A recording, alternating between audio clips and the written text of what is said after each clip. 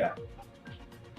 तो ऐसा अनपढ़, मूर्ख, गैर पढ़ा लिखा आदमी अगर देश का प्रधानमंत्री होगा, कब क्या करेगा आपको पता नहीं चलेगा। भारतीय जनता पार्टी की सरकार, नरेंद्र मोदी जी की सरकार माननीय सर्वोच्च न्यायालय के फैसले को, संविधान पीठ के फैसले को एक अध्यादेश से बदल देती है। ये भी अध्यादेश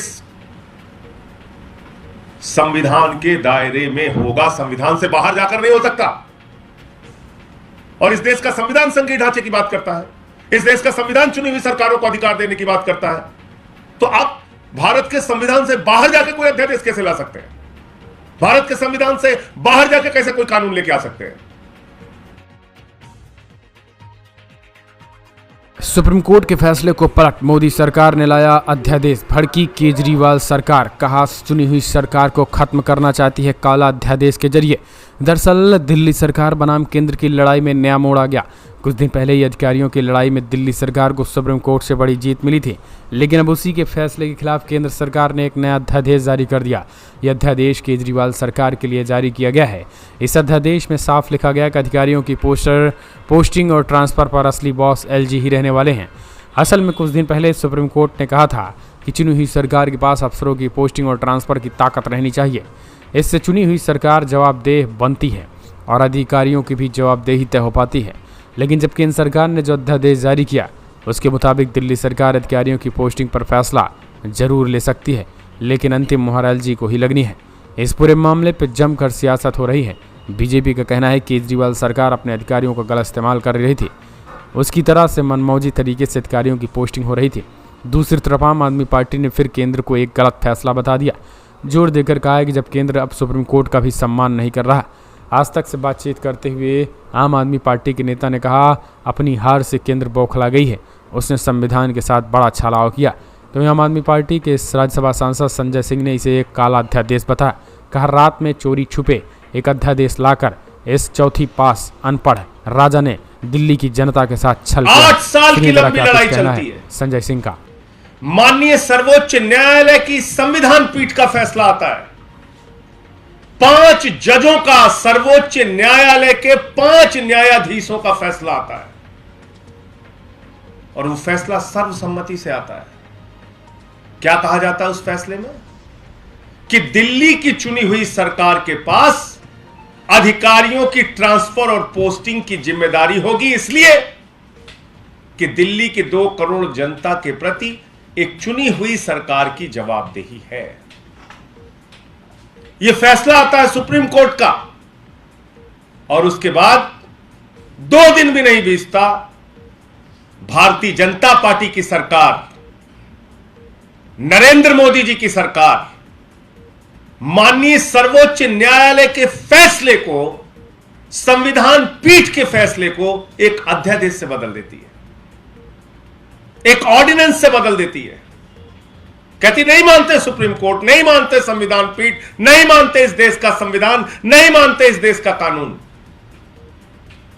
और ऑर्डिनेंस लेके आते हैं एक काला अध्यादेश, एक तुगलकी अध्यादेश, एक ऐसा अध्यादेश जो माननीय सर्वोच्च न्यायालय के फैसले के खिलाफ है, जो भारत के संविधान के खिलाफ है। और ये सवाल सिर्फ अरविंद केजरीवाल जी का नहीं है, यह सवाल सिर्फ आम आदमी पार्टी का नहीं है, यह सवाल है भारत के महान लोकतंत्र का, यह सवाल है दुनिया के सबसे बड़े लोकतंत्र का, यह सवाल है बाबा साहब डॉक्टर भीमराव अंबेडकर के द्वारा लिखे गए संविधान का कि वो संविधान बचेगा या नहीं बचेगा। यह सवाल है देश की सर्वोच्च न्यायालय का कि उस न्यायालय की प्रतिष्ठा, उसके अधिकार और उसके आदेश बचेंगे या नहीं बचेंगे।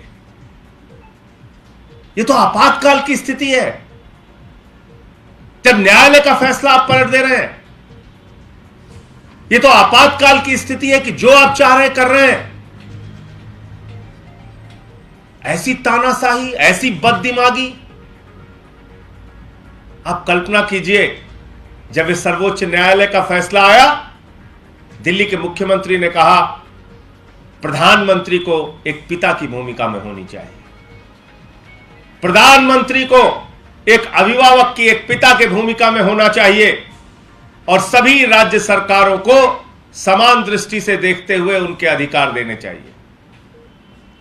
लेकिन यहां मैं यह कहना चाहूंगा कि अगर एक पिता अपने बच्चे की बर्बादी पर तुला हो, एक पिता अपने बच्चे के लोकतंत्र का गला घोटने पर तुला हो, एक पिता अगर संविधान का गला घोटने पर तुला हो, और एक पिता एक चुनी हुई सरकार को मारने पर जुट जाए, तो देश की स्थिति क्या होगी यह समझा जा सकता है।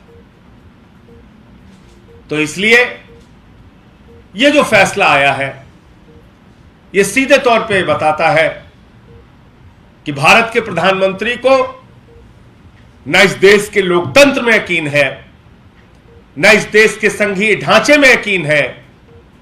भारत के प्रधानमंत्री को न इस देश के चुनी हुई सरकारों में और जनता की सुविधाएं देने में यकीन है, और न ही भारत के सर्वोच्च न्यायालय और संविधान में यकीन है। उनको सिर्फ तानाशाही करनी है, उनको सिर्फ डंडे से सरकार चलानी है। और आज ये जो फैसला है ऑर्डिनेंस का, मैं समझता हूं सर्वोच्च न्यायालय में तो जाएगा ही, और वहां पर माननीय सर्वोच्च न्यायालय इस तानाशाही पूर्ण फैसले का संज्ञान लेगा। लेकिन कितनी मजेदार बात है, कह रहे 2 अफसर मुख्यमंत्री के ऊपर है। दिल्ली का गैर चुना हुआ एलजी 2 करोड़ जनता के द्वारा चुनी हुई सरकार के ऊपर है।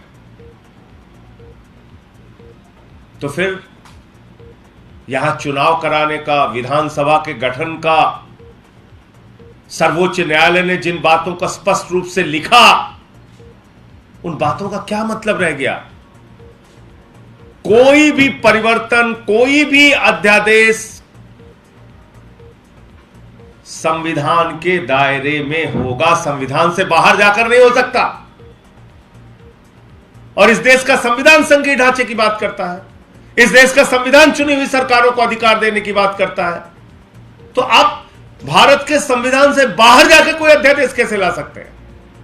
भारत के संविधान से बाहर जाकर कैसे कोई कानून लेके आ सकते हैं? तो इसलिए इस बात को पूरा देश देख रहा है कि आज एक ऐसा नेता जो दिल्ली में दिन रात लोगों की सेवा करना चाहता, काम करना चाहता है, एक ऐसा नेता जो आपकी जिंदगी में, आपके बच्चों की जिंदगी में बदलाव लाना चाहता है, बुजुर्गों की सेवा करना चाहता है।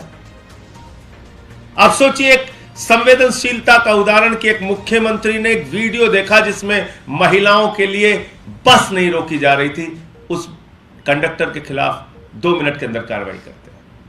यही नहीं चाहते मोदी जी, चाहते हैं नहीं, वो महिलाएं तो परेशान रहनी ही चाहिए क्योंकि उन्होंने केजरीवाल को चुना है। ये बुजुर्ग तो परेशान रहना ही चाहिए। इनको कैसे तीर्थ यात्रा मिल रही है, इनको कैसे बुढ़ापे की पेंशन मिल रही है, कैसे विधवा पेंशन मिल रही है, इनको तो परेशान रहना ही चाहिए क्योंकि उन्होंने केजरीवाल जी को चुना है।